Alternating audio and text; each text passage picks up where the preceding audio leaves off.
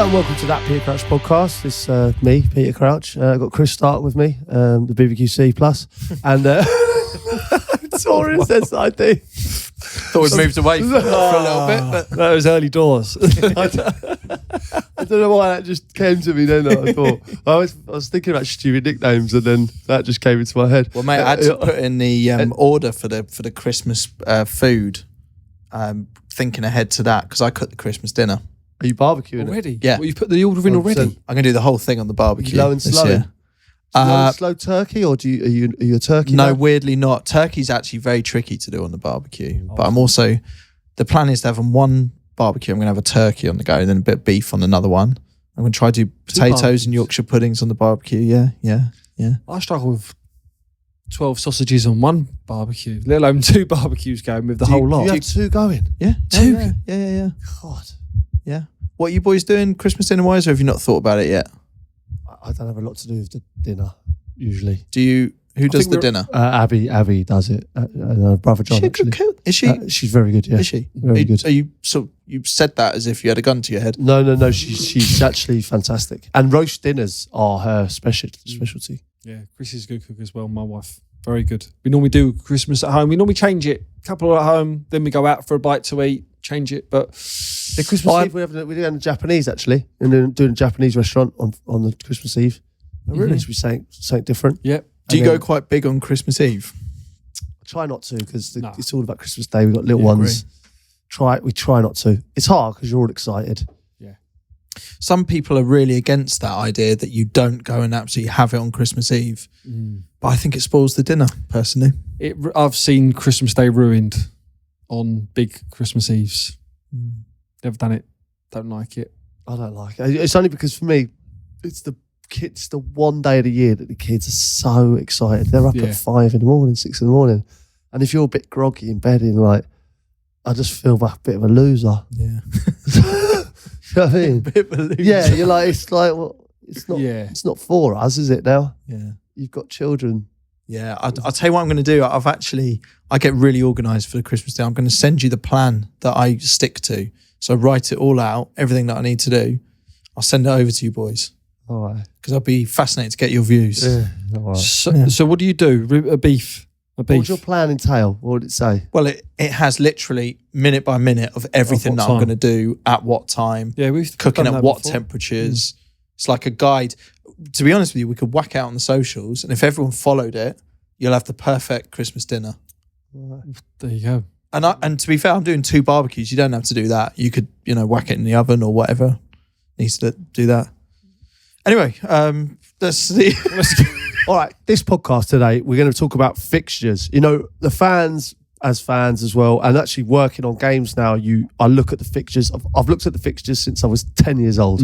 It's so important when they come out in the summer. You're like, who have we got? When do we play the local rivals? When do we have the big game? When you play this team, that team? When are we away? As players, I don't know if you're the same, Sids, you look around the Christmas. That's the straight number away. one. You look around Christmas, you're thinking, who are we at home? Are we away? Are we travelling? That's the kind of, it's the busiest time of the year. And that's when you look at, and obviously the opening game. That's the number one, isn't it? The Christmas one. My birthday's in December, so I kind of look when my birthday is and see who we're playing the week before, the week after, or maybe on that on that day. But Christmas, the Boxing Day one is huge, isn't it? Because it always tends to be a local team, doesn't it? It's because travelling for fans, they kind of get it right logistically. They do arrange it like that. Yeah. Yeah. If you'll notice, they kind of do get teams in and around. So I think I'm covering one Boxing Day. I'm covering Fulham, Bournemouth. So it's not too bad. It's mate, what a pleasant Boxing Day for you then. Yeah. It's nice to get out of the house. That's what I mean. I'm doing That's a game on great. Boxing Day as well. I don't know what it is yet, but I'll be doing a game Boxing Day as well. Sorry. I actually love getting out of the house. Yeah. Like you have Christmas by that Day. point, you need to. As a player, even as a player, Christmas Day, I'd go in training on Christmas Day, and then you'd come home, and then you'd have a game kind of Boxing Day. I loved it. It's great. Did you like it or not? Or playing a Boxing Day? Yeah, I quite liked it. Yeah. Boxing Days, we said the thing, but Boxing Day's huge in this country. The sport. Yeah. everything. Horse racing, the football Huge, is isn't it? massive. The I darts now as well. I do remember though, like when you're conditioned to playing over Christmas and everything, you kind of miss out on everything, don't you, really, as a player? Yeah. I remember you retired before me. I remember you sent a picture. I think I was away in a hotel on Christmas Day. I think I was in Stoke in a hotel. Which park was it? Which park was it called? Christmas Day. And he sent a picture of him around the table, like with the wine, and I was a bit jealous. Yeah, open up the bottle of red. That was a nice one to enjoy. The first one. Yeah, the first one's the best one. When you retire. But I suppose but then you just start never had missing Christmas. And then you miss it, yeah. Like now I miss it. But so those fixtures, when they first come out, first game of the season, Boxing Day, New Year's Day as well? No. Or not as not really asked for as me. players for that one? It was a bit strange on New Year's Eve being in a hotel. And I used to turn the lights out at 10:30 and your phone would go mad and you'd have a little peek at it going, someone's smashed trying to wish you a happy new year, and you're like, oh. But it's not one that you'd look at, is it? You never look at that one and go, not missing out too much. No. Yeah, you've got to deal with the fireworks that aren't necessarily been aimed at your hotel, but just on, right? You'd hear that. Yeah. But it was always Christmas was the number one. A couple of birthdays, maybe the wife's birthday or your birthday, and the opening game. The opening game is huge because that's the one you look forward to. You're thinking, right, pre-season starts and then you're gearing up for that number one. Are we at home? Are we away? I hated playing away on the first one. It's horrible, especially to a team that just got promoted. Yeah, okay. That's the hardest one. I remember when I was at Villa and Stoke got promoted, and we played them at Stoke, and they beat us 2-1, I think 3-1, and you could just tell they was bouncing. It was one of them games. So yeah, playing a newly promoted team on the first day was hard. I remember first day of the season. I remember playing Chelsea and Portsmouth. And we talked about pre-season on our last episode, and you gear up the whole pre-season to be fit, to be ready for that first game, and we got absolutely battered. I think it was 6 at Stamford Bridge. I thought Deco was the best player I've ever seen. It was when Deco went there and they had some team then, and I thought, he didn't really do it at Chelsea, did he? But like that day, we got absolutely destroyed, and it kills you for the start of the season, like to get done 6 for opening day. Yeah, that's not good, is it? Well, that newly promoted mentality as well, the bit up and at 'em kind of thing, it does actually count for a lot. It's similar to the new manager bounce, isn't it? Massive. Because they're riding that wave, aren't they? They got promoted. They've probably had the best off season of their life, celebrating pre-season. They can't wait to get going. Then the fixtures come out. Then they're looking forward to it. And then bang, it's D-Day. And if you're going to their place, it's just going to be bouncing. It's true that. And bigger league, more money, better lifestyles potentially. Like it's all on the up at that point, isn't it? Yeah. And also, it's like you're expected to roll them over. Yeah, and that's it. They're underdogs, aren't they? It's a tough game. That's the trickiest game of the season, I'd say, that one there. Yeah, the first game of the season, the place is jumping. They just can't believe they're in the Premier League. And then you got to go there as a Premier League team established and quash all that. And if you don't, it's like a terrible start to the season, even though it's a really tough game. Yeah, and how quickly does that first game of the season, it feels to me that because you're not in the run of games then, people have been so looking forward to that first game of the season, a loss there pisses off the fans. It's a bad mark. Already the questions start in a weird kind of way. They must do from that first game because there's a different pressure to just moving on because there's been so much anticipation up until then. All the kind of fans' expectations at the start of the season. You know what it's like as a fan. Like everyone's so hopeful for the season, then you just like kill it by losing to the team that's just come up. Absolutely ruined their days. We had that at Reading. We had Plymouth. Plymouth on the first day at home, lost 2-1, got booed off the pitch. Really? And then we went on like a 30-odd game unbeaten run. That eventually we got promoted, but God, that's what I mean. Turn that around. One. That first game, was that just an anomaly, do you think? Or did the booing help? Or was it a bit of a kick up the arse at the right time? I mean, do you think if you'd won, you might not have got on that possibly, run afterwards? Maybe. Because I think as well, the first game, you have to wait a week because there's not a midweek game. Or there might be the cup game. whatever it's called now. Let's just call it the League Cup. Which again, the squad will rotate, so you got to wait a whole week before the second game. So it can't. Getting off the right start is huge, isn't it? I've got a game for you quickly. Just reminded me. Can you name as many League Cup names as you can? Yeah. Oh, okay.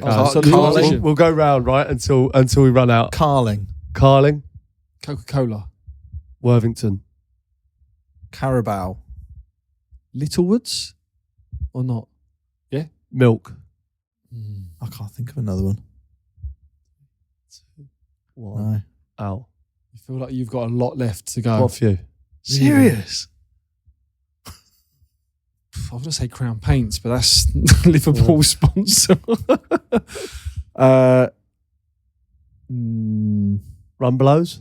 Oh my gosh! What's Rumbelow? The Rumbelows, Rumbelows yeah. I'm out. You've got still a few, still going. Capital One. Yeah. Okay. Yeah. Capital One. More recent. Coca-Cola. You said Coca-Cola. I said that. Yeah. Milk, Littlewoods, Rumbelows, Coca-Cola, Worthington, Capital One, Carabao. To be fair with Naldum. Rumbelows. What were Rumbelows then, just out of interest? Rumbelows was sounds like a strip club. Electrical retailers. A bit like Curry's. Really? Yeah. Rumbelows, electrical company, like once rivaled Curry's, Dixon's and Comet. It sounds like a club that someone would go to on holiday. Do you know what I mean? Like one of those places. It's like where you go to. Rumbelows cut. I think found this place Rumbelows. Hey, fancy for the buggers down the Rumbelows.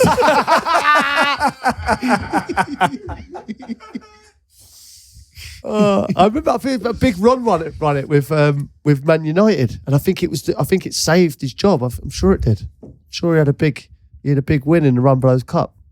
Wow. On those Christmas fixtures, just going back to that, is now the time of year where as a footballer you're looking at whether you need to be a little bit injured or develop some sort of illness around the Christmas fixtures.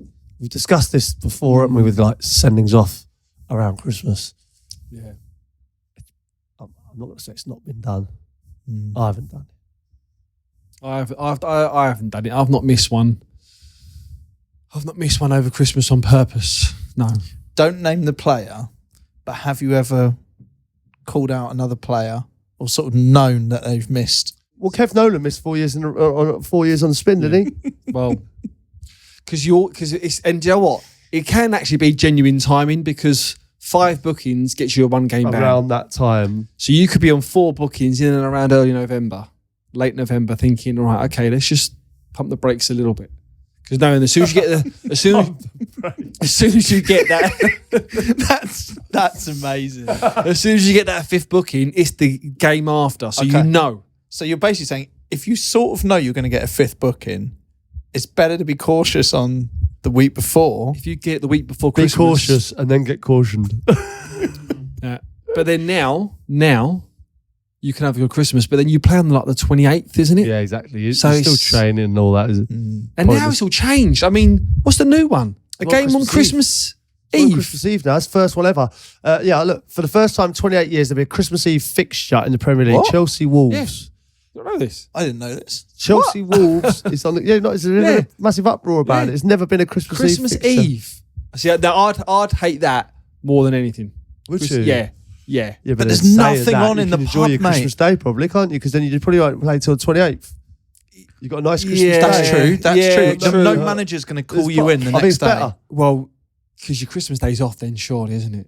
And you're back in on Boxing Day. Is the uproar? Surely you have a Train. good Christmas Day off, and you have it with your, like, it's good. Surely. Yeah, I'm is thinking the uproar the travel and everything like that? Yeah, I'm around it? thinking more I of understand that. The uproar's for the fans. It's Yeah, like, you know. that's what I mean. Yeah, which I get. Yeah. But outside of that, Christmas Eve football in the pub, amazing. Yeah. Unless I'm really missing something with this. No, I think we're suckers for tradition, aren't we, in this country? And we don't like anyone changing what we've always known. But don't you ever navigate towards sport on Christmas Day just because, like, it'll get to like 2-3 in the morning for me after a Christmas Day, little nap, which I always enjoy. Still cooking or what? I should- No, Peter.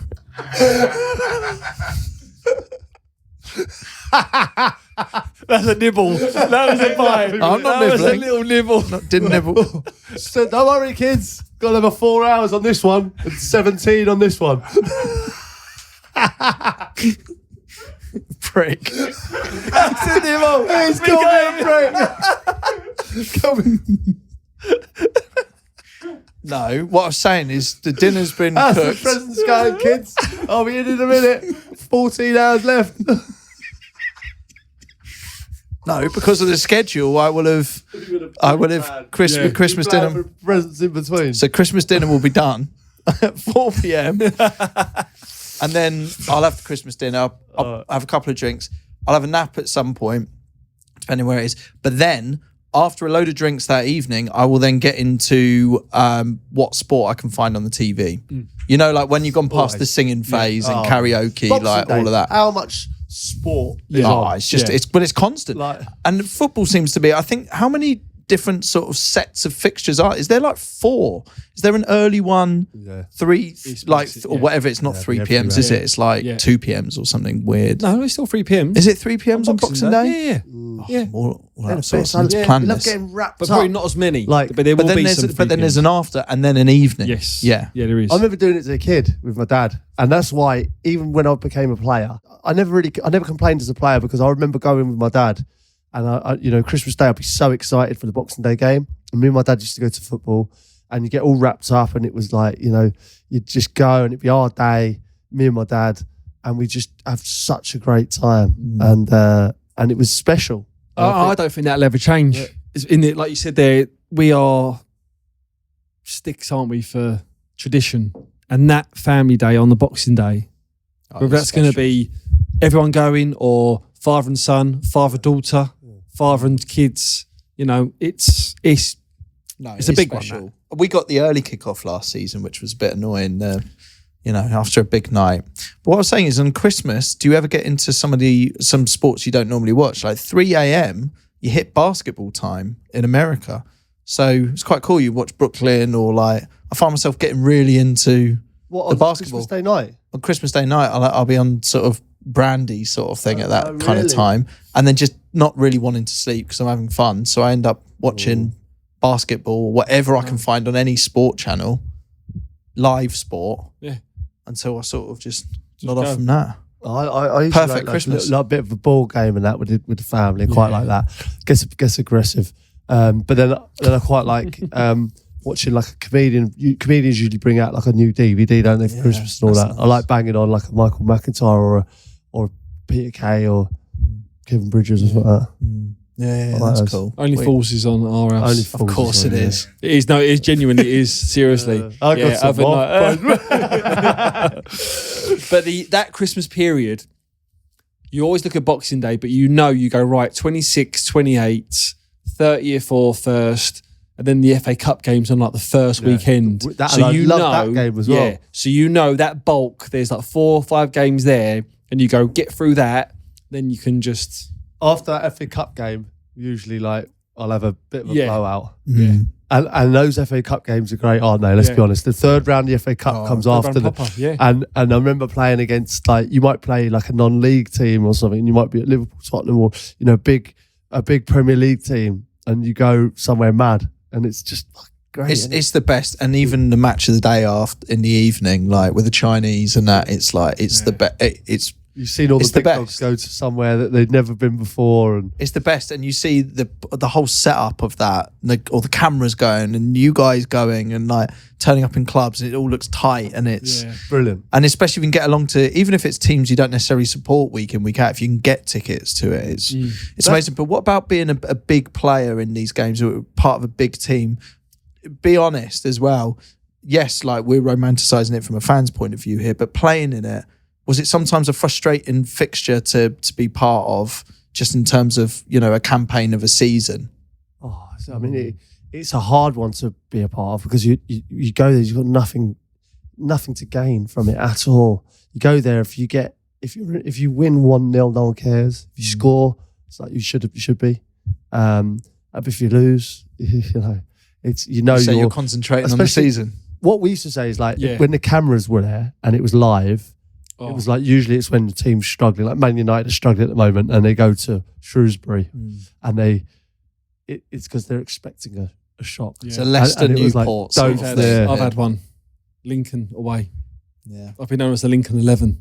Oh really? Yeah. We was 1-0 up at half time for Brighton and we got done 2-1. But yeah, they're horrible, them games. Because you hung out to dry a little bit. We got done by Havant and Waterlooville. We played at Liverpool. I remember Havant and Waterlooville. They went 1-up. We were like, oh my God. Oh, we done them in the end comfortably, but they gave us a scare. Yeah. Big scare. But you've also got to think, I guess, when you know the cameras are there and you're stepping out in that, especially if it's a smaller ground, it's like crowd are on you. But you also must know that there are most football fans watching this that are actually just wanting you to lose. Yeah, everyone does. And quite an unusual, different to watching normal Premier League games. We all love an underdog in this country, don't we? Yeah. Talking of big games, when you was at Liverpool, I was there about first game of season and Christmas or birthday. Did you ever look for the Man United game? Yeah. And the Everton game? Are they the ones where you like, because although the fans, probably that's the first one the fans ever look for as a player. Honesty, the Man United game was the first one, I think. Like for all the fans, all the players, everything. And what was that? Either one, home or away, or was it more so wins or one at home or wins or one away? Both, yeah, both of those games. They're the biggest for me. They're the biggest in English football. But where would you want those? Yeah. If you're looking at them, are you meaning that from a just kind of like? It's just kind of nice to imagine what point in the year you're going to be there, like sort of picture in your head whether. Can't wait for that. Like that's the game. But that's it. But also, do you look for some of those games? How much sort of tactically are you thinking as a player for a team at some of the bigger teams that you're going to be up against or the spicier games and where they fit in the season? Yeah, is there ideal places for that? Yeah, and I'm thinking that. When they put out these fixture lists, because there's always a spicy one, March, April, when it's it's going to be potentially. And it was like, it could be decided on this one. Do you know what I mean? Very rarely would you get Liverpool Man U opening game in the season. Well, you know what I didn't realise? Like when I did the Rod Stewart picking the balls out of the hat for the FA Cup. When I was doing that, I didn't realise how many people think that there's a conspiracy going on. Like they genuinely think that the bigger teams get the better draws and this and that, and they're like, and there's hot balls and stuff like that. I remember playing up to it a little bit and saying, "Oh, that one was roasting." No, you did not. I didn't say it at the time. I think I put it out there saying how one was roasting. Like Man United or something, But yeah, people genuinely believe all that. Steve, I think that was my proudest moment. One of my proudest moments with Crouchy was we'd had this discussion about he's got the draw, and did you know it was I've coming? Put a tweet out before, and we've talked about it in the pod, and he's gone will you do the Sir Rod, right? So just before he goes and does it, I'll text him and everything, make sure, because sometimes when Pete's in a situation, he is actually, outside this podcast, a consummate professional. I thought that when I got in that room, and they have the two adjudicators from the FA. Yeah. So usually behind the camera, we have the cameraman and the producers and the floor manager. There's people, but I know them all. But like here, there was a lot of people. And it was like you realised it was important. And you're at the FA Cup next year. And I know in the back of my head, I'm doing a rod in a minute. I'm doing a full rod in a minute. These people don't know what's going to be. I was like, how's it going to go down? Oh, mate. And we put the tweet out and everything. It's like everyone's watching, waiting for it. And then sure enough, the arm goes over the top and into it. You could almost hear the nation celebrating. Yeah, it's brilliant. But when people are watching those draws, because that's so fun, isn't it? Especially if you're, I guess both ways. If you're FA Cup home, FA Cup away, and you're drawing a big team, fans, that's so exciting to watch, isn't it? So exciting. I promise you, I've watched draws, and as a player involved in the draw, and I'm waiting. I'm nervous to see where we're gonna cut. Do you watch that individually, or do you? Are there points in the FA Cup where you do gather for it? Well, I got one for you.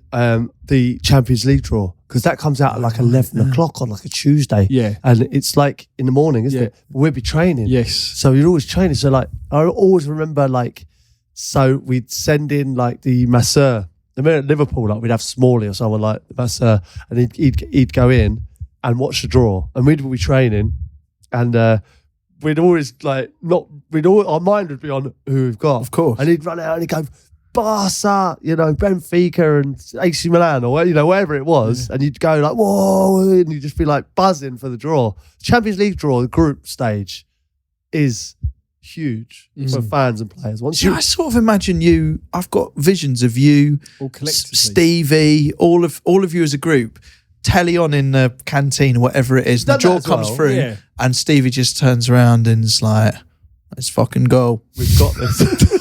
What did you do? Oh, sorry, I can't. The accent is not was that Scouse? It was. Was it? It was Scouse. Could I hear it again? Let's fucking go. Yeah. Rousing. Yeah, but it'd be quite calm about it, wouldn't he? That's the thing. Yeah, no, I think we have done that as well. We've watched them come in, but how exciting, right? You sometimes I forget. I've been a fan and I've come through and I've worked so hard to get to a level of football that now I can look at the screen in the Champions League draw and go, who are we going to play? Yeah, Where are we going to go? It's immersive. What stadium? Are we going to the Bernabeu? Are we going to the San Siro? Where are we going? To the Stadium of Light in Benfica. You're in it. You're watching. When I watch a draw, I'm interested. When you watch a draw, you're in it. It's immersive. It's like watching Blue Planet in the bath. Yeah. It's like you're literally wow.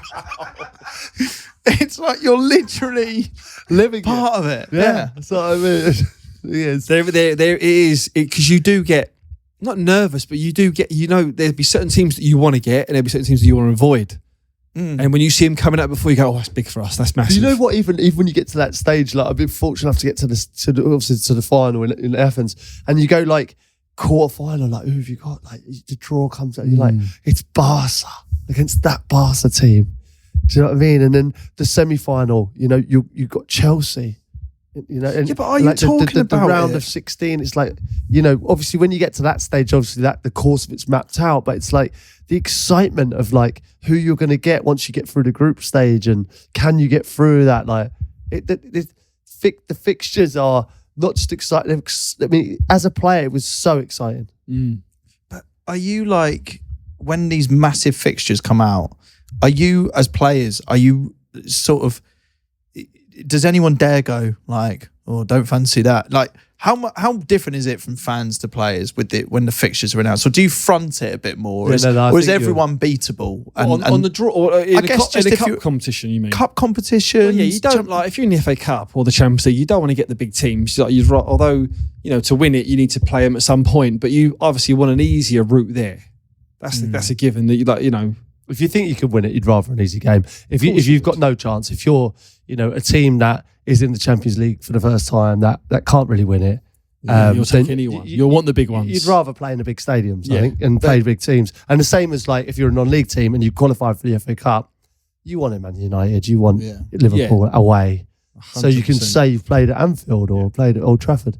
But if you're playing for Liverpool, Chelsea, like if you're in a big team, you almost don't want a team so small that it could embarrass you. It could embarrass you. Like in a weird kind of way, you'd rather maybe duck out. Yeah. As terrible as this sounds, I remember to playing, a better team, but in a bit more of an anonymous way. Yeah. I remember playing the FA Cup. Is that true? Yeah, it is. I remember playing at the FA Cup when we was at Stoke, and we played. Do you remember Bojan scored the volley, the left foot volley? Was it Shrewsbury away? His leg as well in that game. Yeah, he got injured. But I remember the draw was done before the game, and it was raining late, and the boys were out for a warm up, and I was on the bench, and I was like, I'm going to watch a draw. So there's always that TV that's down the tunnel somewhere. There's like a little tiny TV in someone's cupboard. I was watching it, and I remember them coming out. I weren't overly late. Going to the boys. If we win this, we've got so and so. Because I had to watch the draw. Yeah. Yeah, I was like, oh, wow, we're in this. Who are we going to get? Who are we going to get? Rather than go out there and wait for someone else to get the message.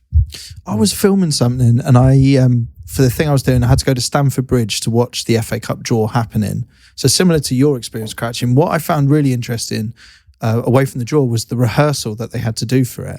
Because they're drawing big games. And so you would have done that for your FA Cup draw. I drew a Manchester derby in the FA Cup. Yeah, in the rehearsal. Yeah, the Manchester derby that never happened. Yeah. And also there's a slight pressure on you to draw, do you feel, as ridiculous as this is, even though you have no control, the balls aren't hot, cold, whatever it is, but there is a weird kind of pressure on you to do a good round for the FA Cup. Like even TV producers are watching it going like, fucking hell, Crouchy. I know. And also I was thinking like you want to kind of draw your teams associated to you, like a good draw.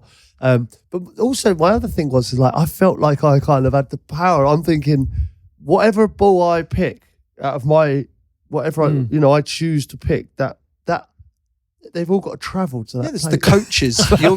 It's like it's like a computer Oh, for game. fuck's sake, Crouchy. Can't believe it. They've got to travel there. You're God. It's like it's a weird like I will bring the whole of this town to this town. You're dictating that day's sport. No, yeah, you kind of underestimate it, really, don't you? Mate, if you really want to go deep on this, now we've had a couple of hazy Janes. Look at what that extends to. You celebrate a big FA Cup win as a fan. You go out. You're in the local town. You meet a lovely lady. You're a lovely gentleman. Yeah. You go out. You meet them. You're there. You have kids. Those kids go on to have their own football career in that's themselves. all happened because I picked that ball out of the hat. It's all because Peter Crouch did the Sir Rod in the FA Cup third round draw. Flip side of that, he might have gone there and got arrested. Might still be inside.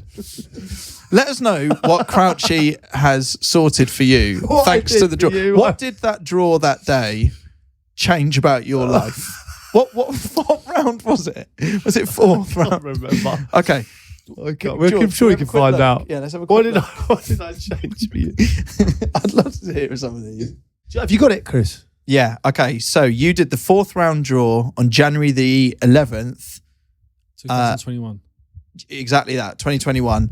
So what we want to know is, how did Peter Crouch change your life with this draw? Is there anyone out there? How do we get into this? Can you rattle off some of Yeah. the fixtures? So maybe you're at this game and something happened. That is, it's the butterfly Well, hopefully effect. it was good. Yeah, hopefully it was good. Hopefully you met your wife, or you had a great night. Okay, so the fourth round, January the 11th. Did you say 2021? Isn't it? Cheltenham against Man City. You drew that. Oh, I bet there's loads of Cheltenham fans that remember that day. Yeah. That could tell me exactly where they were. Bournemouth against Crawley Town. Swansea against Nottingham Forest. Manchester United against Liverpool. Yeah, I knew At it, Old George. Trafford. Yeah, that was it. Because I remember loads of Scousers next to us straight after went, "You fucking idiot." We got Barnsley against Norwich. Chorley against Wolves. I seem to remember that was an interesting one. I seem to remember the Chorley Wolves thing. Millwall against Bristol City. Brighton against Blackpool. Sids, did anything happen with that game that you remember? No, I don't really remember. Wickham against Tottenham. Did that go to replay? I can't remember. Oh, I won that game. Wickham Tottenham. Yeah. I covered that game. Spurs won. Fulham- Freezing. Was it freezing? It was a cold night. At Wickham. Right, did the cold Tough cause place to go, Wickham away.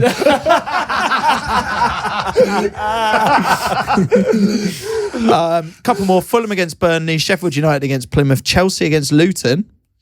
It was Stockport or West Ham against Doncaster, Brentford against Leicester, Everton against Sheffield Wednesday. I feel like that I watched a few of those games. I feel like there's some good games there.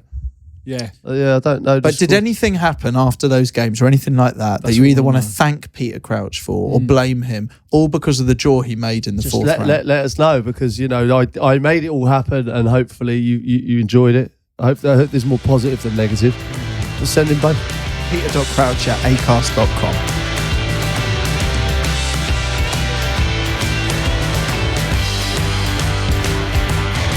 This next part of the podcast is sponsored by Brewdog. So, Crouchy Sids, it's been one hell of a year, hasn't it?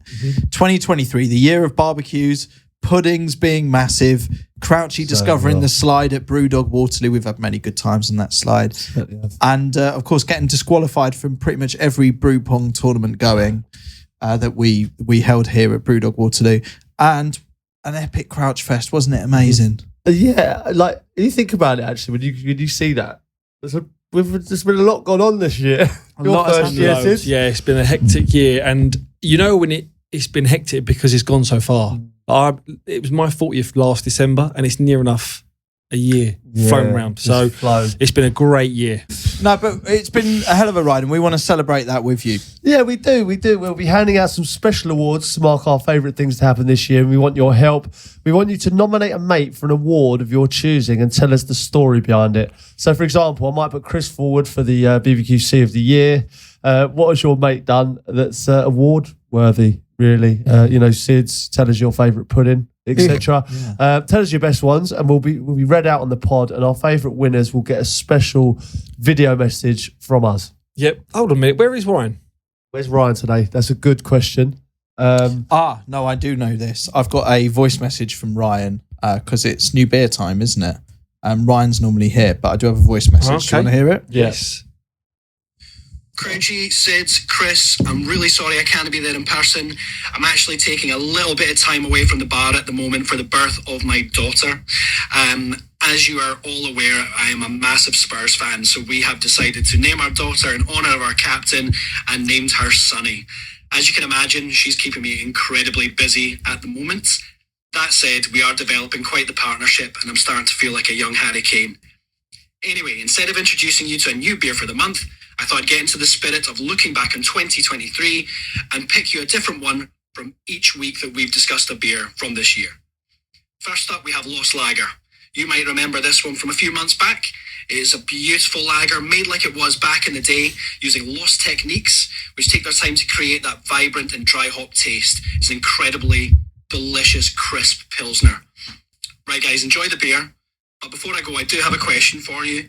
Taking inspiration from the Lost and Found challenge we played to celebrate Lost Lager, which footballer would you give the Comeback of the Year award to?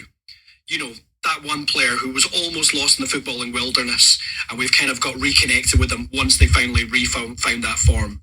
I think it's safe to say my pick would be Sonny. Cheers, guys. All the best. Oh, well, congratulations, Ryan, first. Congratulations.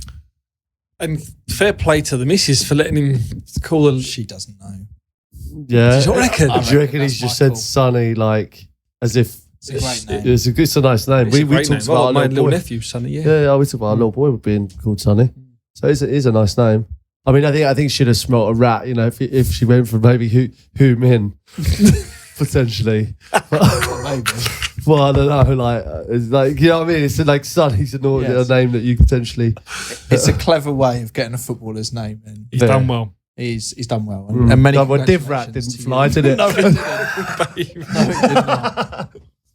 No. Okay, football comeback of the year. Any shouts here for footballers?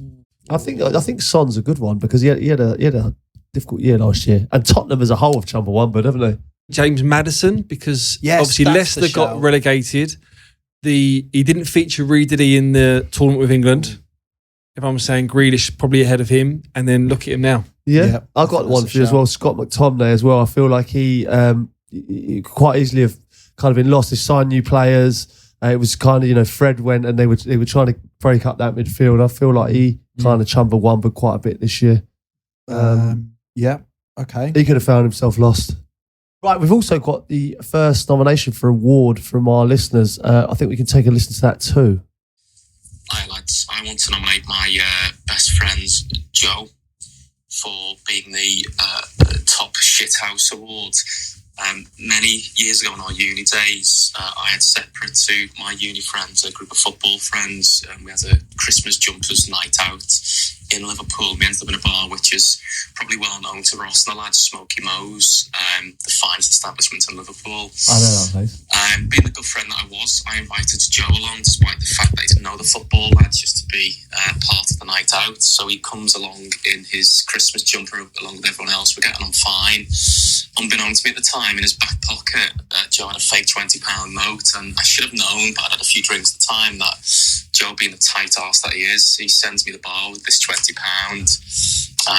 I order a round of drinks and then a tap on the shoulder from two big bouncers, and me and everyone in the bar who had a Christmas jumper on, associated, even those that didn't even come out with us, but because they had a Christmas jumper on, there was a lot of them, were all chucked out the bar. I got my own back many years later when Joe asked me to be his best man, and we went to sunny Benidorm and I managed to get Joe in a pair of dissolvable swimming shorts. I'll send you that video separately on your Twitter DM so you can enjoy that at your leisure. Can enjoy it at your leisure. Superb. Oh my God. I've never even heard of dissolving swimming trunks. Yeah, I've seen a video before. They go quickly. Wow, do they? Yeah, they do. All completely gone. Gone. How about this? I've not seen this. Okay, great. We'll keep those nominations coming through.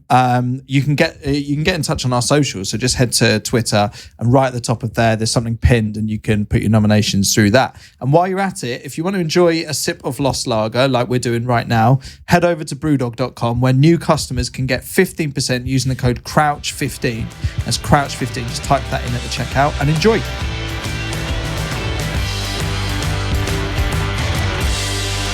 All right, then, let's get into some messages. Chris, you've got an interesting one, no? Yeah, this is a message from Max. Says, Puddings' massive opera singing voice note. Well, I'm intrigued already. You've That's got exactly me. what I was hoping for. I've not heard this, but it's just been WhatsApp to me. So I'm just loading it in. Be anything. I don't know what to expect. Pudding's this massive opera voice note. Yeah, the message doesn't even read like a normal email you'd send in, but maybe the audio would do the talking. Here we go. Puddings are massive everywhere they go. Puddings are massive everywhere they go. Everywhere they go. Also, I think you're missing a trick with the slip 11. I thought of Gabby, I'm on the floor. So there you go, another one for that. Cheers. How does he just slip in and out of that? I don't know how he's just done that. It's like he's travelling like to and from, like as if he's just got off the tube and gone, I can't do that. Pudding's opera. I love the pudding opera guy. I don't think I could follow that one up. Wow. We should just get him. What I'd love you to do, I don't know if he's up for this, but it's Christmas time, so I think you can get away with more of this stuff.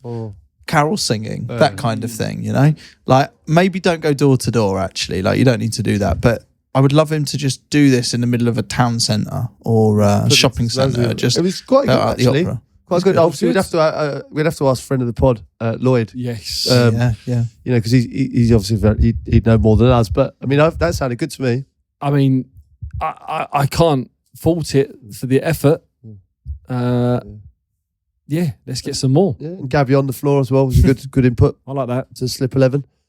All right, then. I've got a message from Oliver.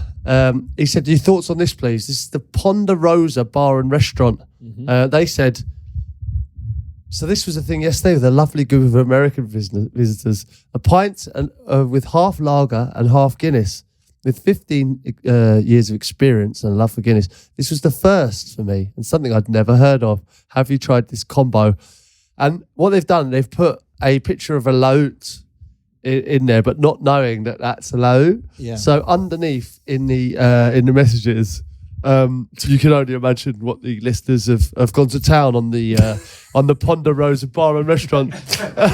Danny Fisher has gone, the lote. Puddings is massive. Another one, Chumbawamba. Was just about to tag them. Loat, let's drink loud. Pancake. No Carls allowed in this pub. So I don't know if you own the Ponderosa and you're wondering what on earth has happened to your Instagram or Twitter or whatever it is. Late to the party. You're very late. Where were you when the lout was a thing? But anyway, the listeners have come up trumps again now, I feel. So I've got a picture of the most perfectly timed photos of all time here. So it looks like it's Arsenal versus Burnley here. Rob Holding and Chris Wood. On the left is Holding. On the right is Chris Wood. So He's got his arm round him. So Holding Wood from behind, and it says Holding Wood. And he's actually, the worst thing is holding He's Wood. actually He's holding his wood. Yeah. I don't know. No, he's not. He's not. No, just for clarity. He's not holding his Wood. He's holding Chris Wood. It looks like he's it's been Rob marked from a corner and he's holding wood. But not He's holding holding his wood. wood. He's not holding his wood. Okay. Exactly that. I don't know whether that can get beaten, that holding wood. Again, you can't say that. But it's one of the best footballing photos of all time. All right. Let's wrap it up. I think that's Fixtures done, to be honest. Yeah, interesting. And what I've realised from today's pod is I still have a love of fixtures. But I actually love it when they come out. The Champions League, the FA Cup, the Premier League, the Championship, whatever league you're into, it's an exciting thing when the fixtures come out. I agree. And it's about the integrity of the FA Cup as well. I think we all love that tournament. And just talking about the draws here and everything makes you feel excited about it. And one of you boys should do it again. Let's throw our hat in the ring for doing this draw for one of these rounds for the upcoming FA Cup, right? I'm not sure I could beat the big man. Don't know how we would top that. It's the power. I think if you do it in a bingo manner, then that would top it. I think would be great. So Two Little Ducks, 22, Manchester United. Meal for two. Doctor's orders, number 9, Leicester. Let's do it. Let's see if we can make it happen. All right, Puddings is massive. Chumbawamba, everyone.